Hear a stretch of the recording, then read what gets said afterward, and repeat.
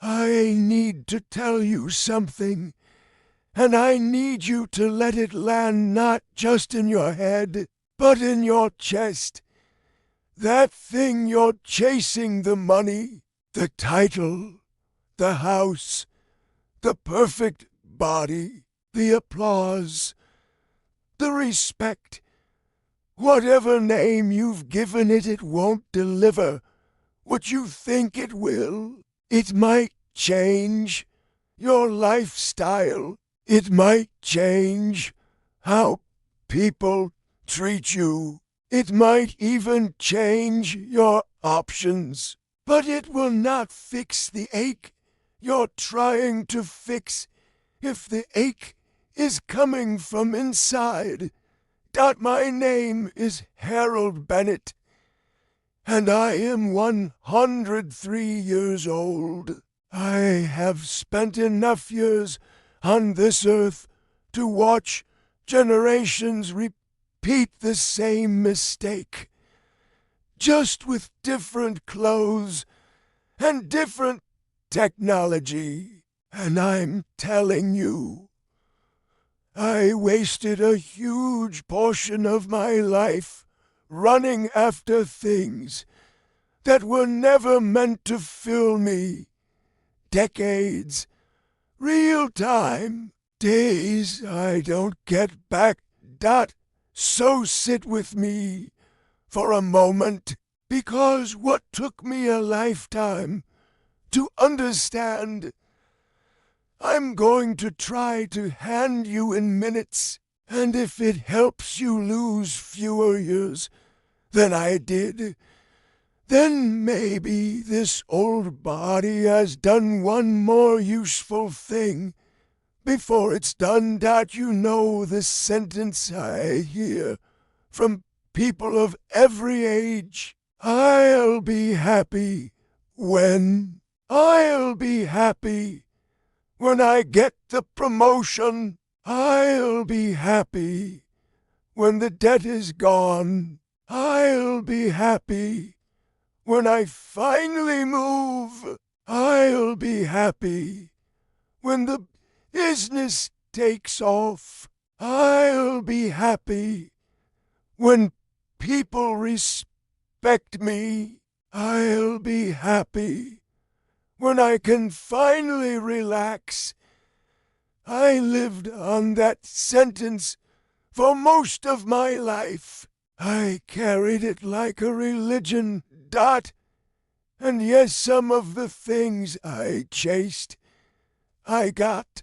I earned the raises. I collected the titles. I solved problems that looked impossible from the outside. I built a life that other people pointed to as successful. And do you know what happened after every big win? There was always another thing. Always. The finish line moved. Every time I thought I was close, the target slid farther away. It was like drinking salt water. The more I drank, the thirstier I got. I didn't realize it at the time, but I was sprinting toward a finish line that didn't exist. Let me tell you where that hunger came from. I grew up with very little, not the kind of poverty that makes headlines, but the kind that gets under your skin, the kind where you notice how people talk to your parents, how they look through them, the kind where you learn early that being poor isn't just about money, it's about dignity. My father worked with his hands his whole life, came home exhausted, knuckles cracked, shoulders heavy, and still people treated him like he didn't count, like he was background noise in his own town.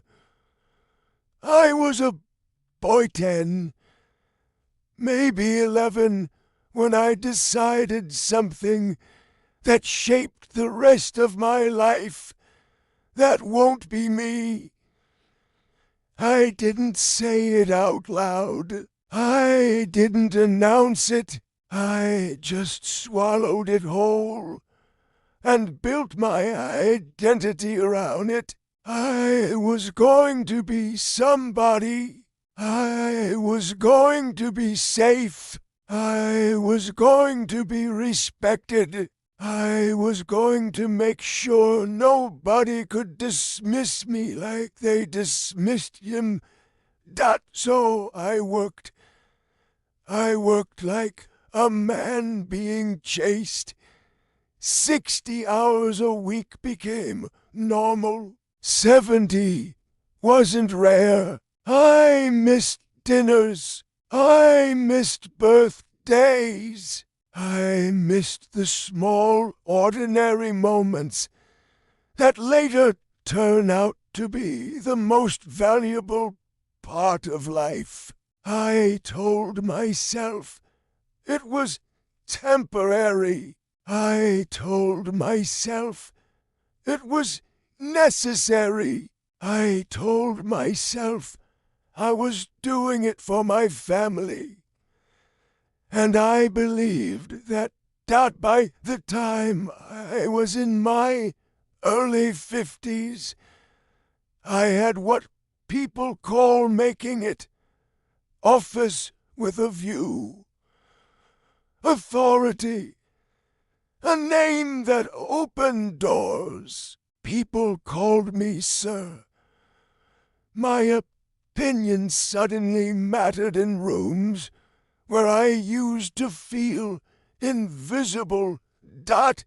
And then one day, I closed the door to my office, sat down, looked out the window, and felt something I still struggle to describe with precision.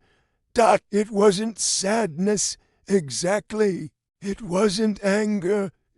It was emptiness, the kind that shocks you, because you assumed the top of the mountain would feel like sunlight, and instead it felt like airless space.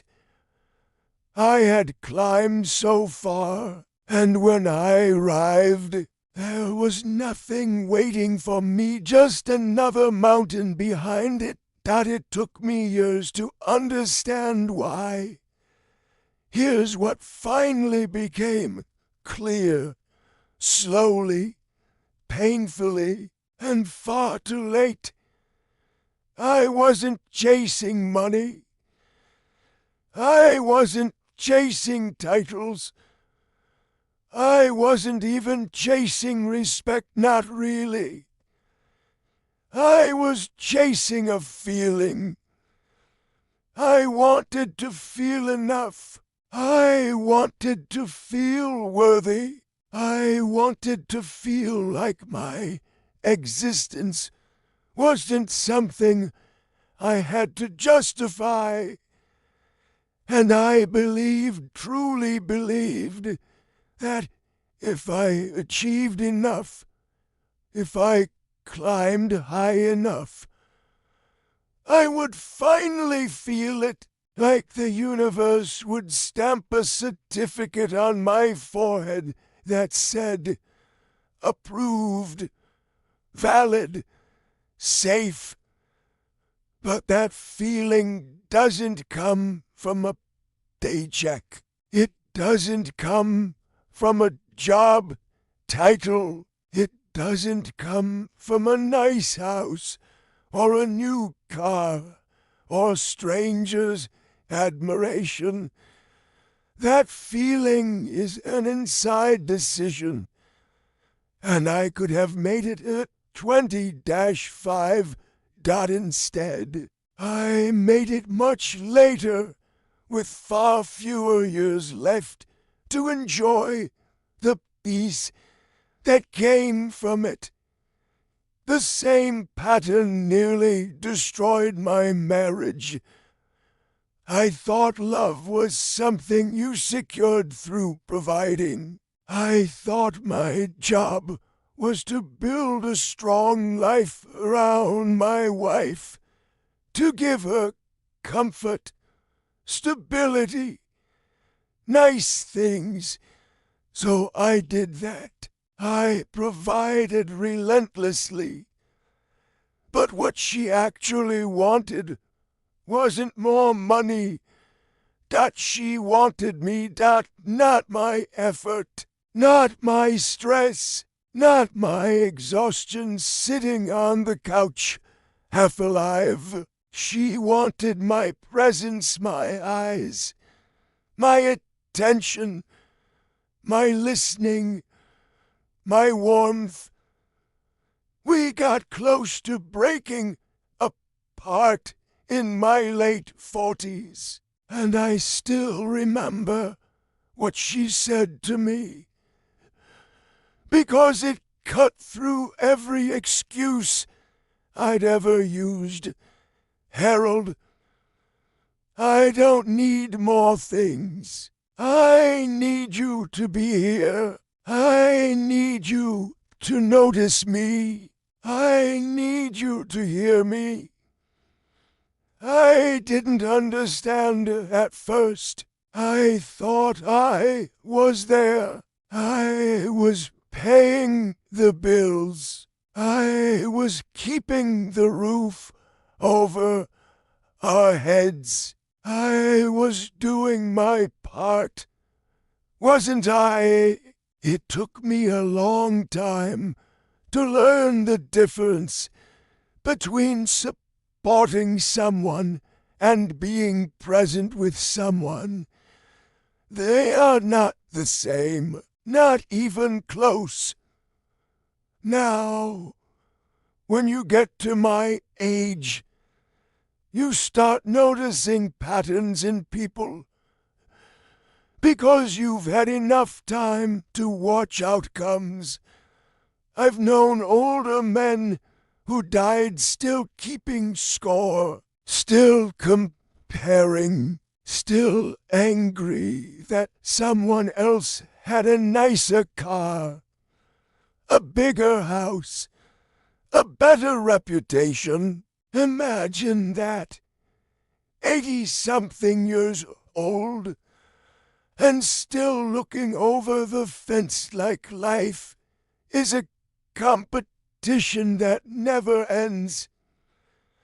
I've also known older people who stayed miserable no matter what improved.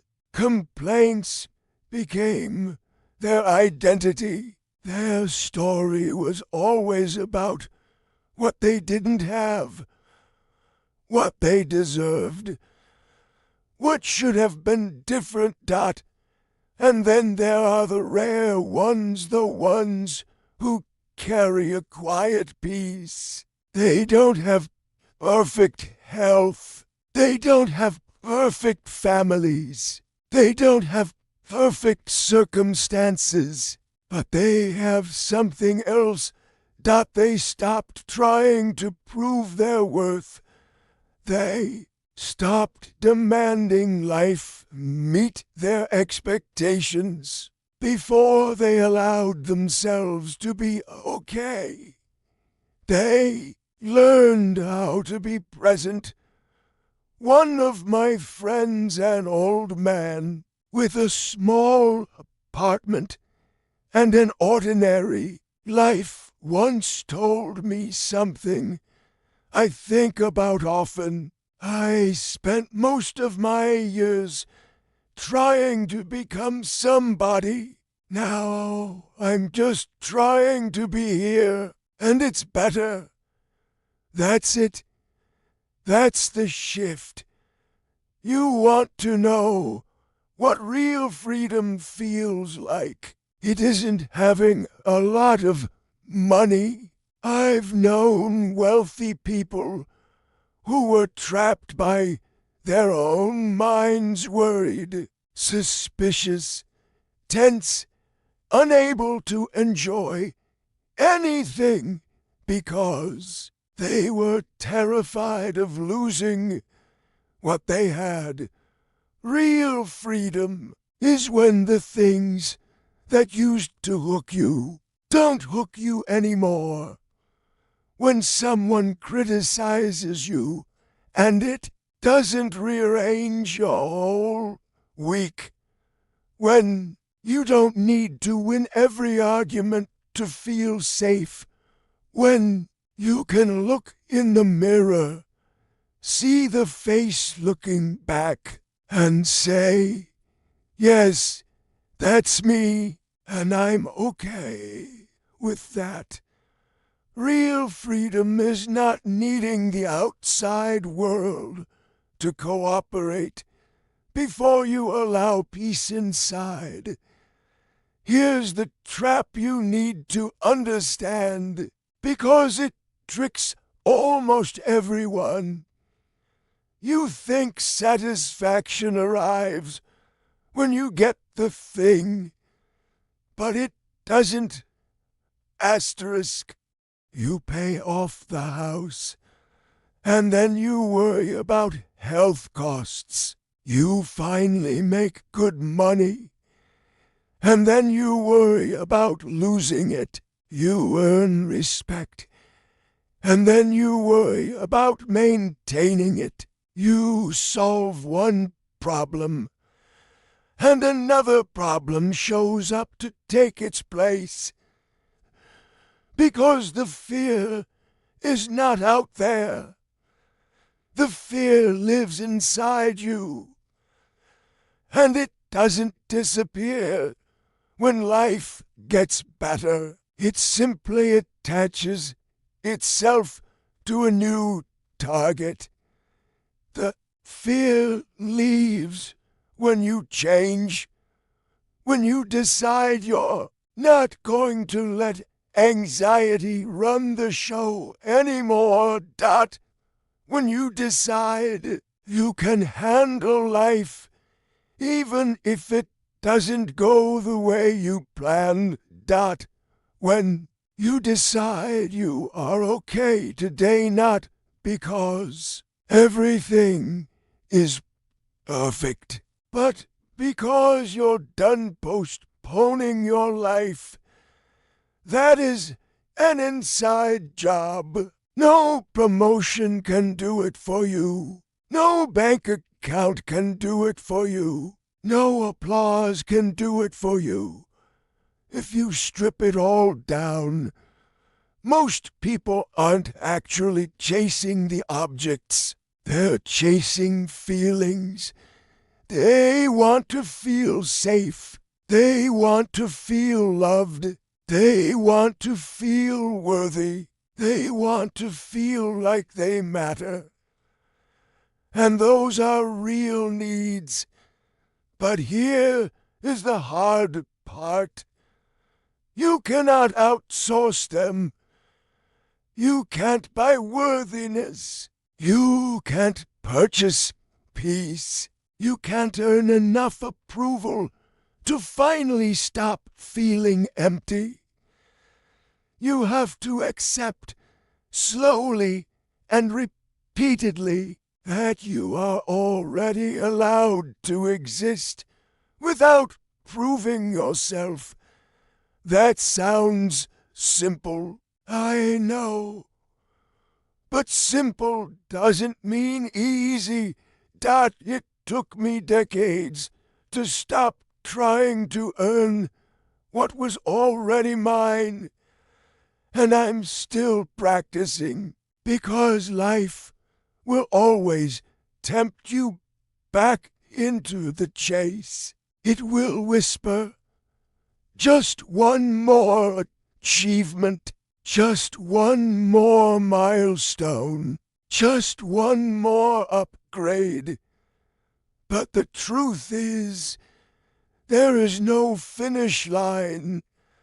Life will never be perfectly stable. Something will always be uncertain. Something will always be unfinished. If you wait for perfection before you allow yourself peace, you will wait until your last breath. So here's what I want you to take from a 103-year-old man. Stop building your whole identity around "I'll be happy when." Stop postponing your life. Stop treating your days like they are endless. Decide today that you are enough right now, even while you're still growing, even while you're still figuring things out. You're enough before you win. You're enough before you fix everything. You're enough before you prove yourself. And if you don't believe me, then do this small experiment. Choose one ordinary day and live it like it matters. Eat slower. Look people in the eyes.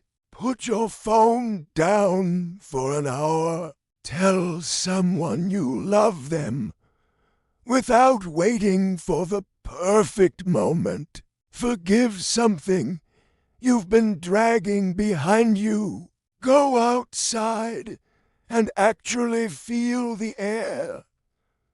Not because it's poetic, because this normal, imperfect, ordinary moment is your life. Not later. Now. And if this message hit you, share it with someone who's grinding themselves into dust, trying to become enough. Then ask yourself one honest question. What is your "I'll be happy when"? And what would change if you stopped waiting and decided you were already enough today?